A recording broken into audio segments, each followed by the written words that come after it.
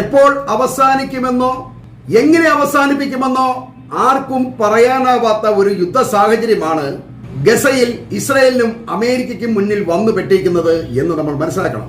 ശരിക്കും ഈ യുദ്ധത്തിലൂടെ ഇസ്രായേലിന്റെയും അമേരിക്കയുടെയും അഭിമാനത്തിന് മേലെയാണ് ഹമാസ് പിടിമുറുക്കിയിരിക്കുന്നത് എന്നതാണ് രസകരമായ ഒരു പ്രത്യേകത.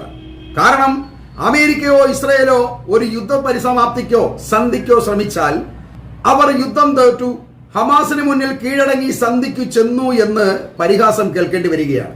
ഇനി അതല്ല ഗസയെ ആക്രമിക്കാമെന്ന് കരുതിയാൽ പോലും അതിനും കുറ്റപ്പെടുത്തലും പരിഹാസവുമാണ് ഇവർ കേൾക്കേണ്ടി വരുന്നത്. ഈ നിരായുധരായ കുട്ടികളെയും സ്ത്രീകളെയും കൊന്നൊടുക്കുക എന്നുള്ളത് വലിയ വീരത്വമല്ലെന്ന് ലോകത്തുള്ള എല്ലാവരും ഈ രാജ്യങ്ങളെ പരിഹസിക്കുകയാണ്.